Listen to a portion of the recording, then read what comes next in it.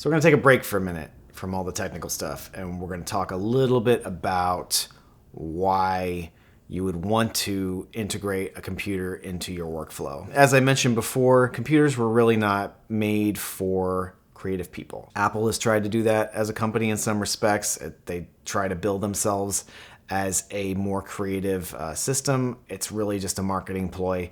It's just as boring as Windows or anything else. Obviously, if one OS is more of your vibe than the other, go for it. I've used both professionally and personally.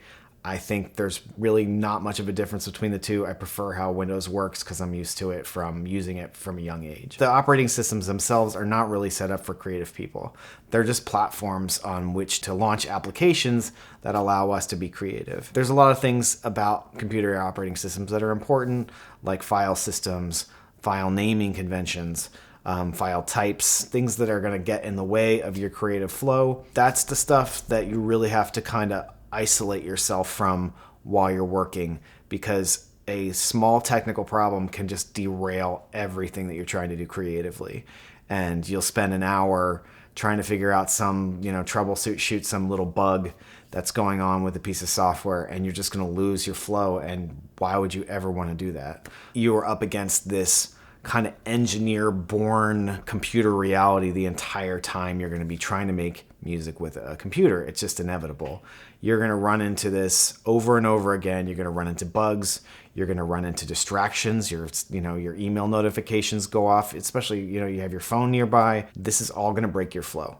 This is why I'm kind of making this course. And now that we're further into the course, we can talk about how to make your workflow flow using a, by design, very boring piece of equipment, a computer. The software that you use, if you look, I have a blank project up in the Reaper desktop. This is boring. This doesn't look interesting to me. Unless you really know what you're looking at and you're and you know what this does already, you're not going to want to use this. I don't want to use this right now. There's nothing going on. I know what it does, which means that I'll come back later, start throwing some clips in there, maybe from Machine, maybe I'll load up a virtual instrument, start recording some tracks like I was showing you before, and then all of a sudden I got a song going.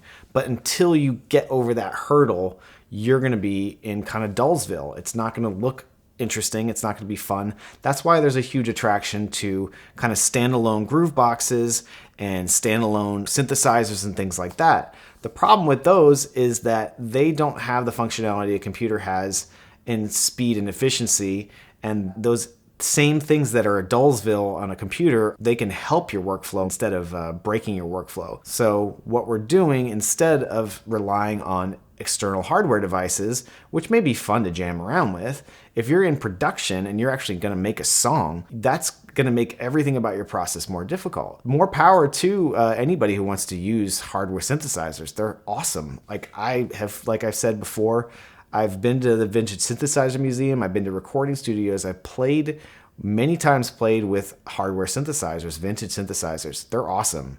There's no comparison. It's so cool to actually sit there and start playing and make a patch from scratch and just twiddle the knobs and see what happens. It's cool. Do you want to own one of those things? Probably not. It's expensive. It's prohibitively expensive. And also, it requires maintenance. And not only that, the production that you are going to experience using a synthesizer is going to break up your workflow. There's a lot of people, especially pop artists and rock artists and people like that, who will talk about, it's having a real instrument in front of me is the way it should be done. But in reality, the truth of it, the dirty little secret, is that they all use software synthesizers to get the job done. Everybody uses samplers. Everybody uses software synthesizers. Everybody uses drum machines.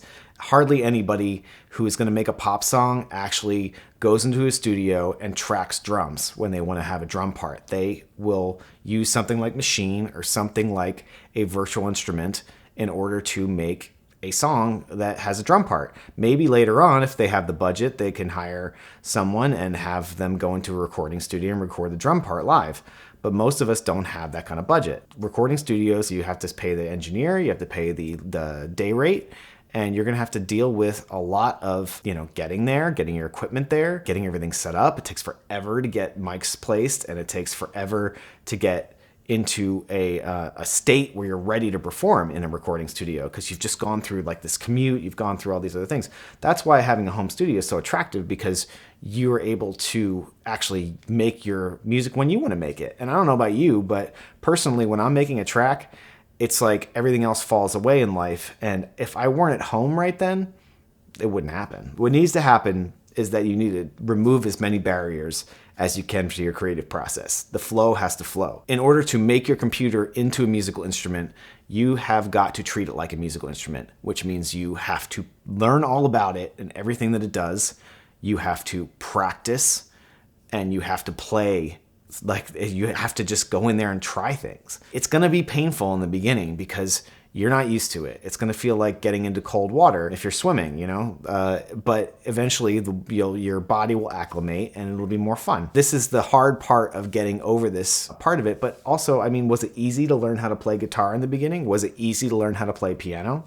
No, but it was fun. You figured out ways that you could kind of come in on a certain level and make a song, or play a really simple piece. If you're a guitarist, maybe you got some rock tablature and you just like sat down and used their kind of weird method of doing a guitar and actually playing a song from somebody you like. That's where we have to go with this. You have to do that same thing now with the computer to learn this instrument. It doesn't have to be your favorite instrument. It doesn't have to be your best instrument. It can be just one of the things you play. The likelihood is, if you're going to make your own music, you probably do multiple things. You probably play piano and sing. You play guitar and sing. You play drums and you play some bass. You play the ukulele, but you also play the harmonica. Like, there's multiple things that you probably do already. This is just another added on instrument that you're going to know how to play. And it's a really useful one to know how to play because it's just getting better all the time as far as the technology is concerned. Computers change all the time, and the tools to make music with are improving all the time to make it easier, to make it flow better. So that is why I have kind of gone, in a different direction as far as technology is concerned, because I think the computer is the best way to get this done. It is one of the instruments that I play. I play drums primarily. That's what I started playing when I was, 8 years old. I also play piano. I've had piano lessons and songwriting lessons for 5 years plus. And then I also sing a bit, but then I also consider the computer my musical instrument. The machine is a musical instrument. This whole workflow, everything that I do at my workstation, it's more of a PlayStation, but then that kind of brings up video games. So this is my studio setup that I use to make everything, and it's so fast. And the only reason why it is like that, because I've had so much practice using it. So think about, let's get away from music for a second. Think about driving a car. If you're driving a car, when you're first starting out, you're kind of scared you're going to run into something. You're going to run off the road. It's not a very comfortable feeling to drive a car for the first time. You're trying to figure out the pedals. You've got to, if you're driving a stick, you got to figure out the stick shift. It's really complicated. At the point where you are now, with computers, it might feel like that, like when you first start driving a car. So you're going to have to learn how to drive it. But eventually, you are driving a car and it feels like you are the car. You're driving, and this car around you is an extension of what you are. It's the same as that feeling that when you're playing a musical instrument, when somebody's a really excellent piano player, doesn't seem like they're disconnected from the instrument. They are creating music with an instrument, but they are creating. It's not like there's a barrier in technique. With a person's primary instrument, their mother tongue or whatever you want to call it, the usage of that instrument is just going to get better over time. That is exactly what's going to happen when you use a computer to make music. It's just going to get better over time. It's going to be easier. All the jargon you think is ridiculous and annoying right now is something that you're going to be like, oh yeah, MIDI port A is where, I've got my special controller coming in on. So it's something that you're going to have to learn, but it's not going to be so hard very soon. So the next part of this course is going to be how to establish that workflow in a way that makes sense, first of all, coming from a person like you, who's a musician, an instrumentalist, somebody who already knows how to make music, and applying that philosophy of learning a musical instrument to the computer. We're going to talk about shortcuts. We're going to talk about templates. We're going to talk about best practices. We're going to talk about file names. We're going to talk about everything that seems like the thing that you hate the most about using a computer. That is going to feel like complete second nature with the next part of this course. So take a deep breath. Here we go.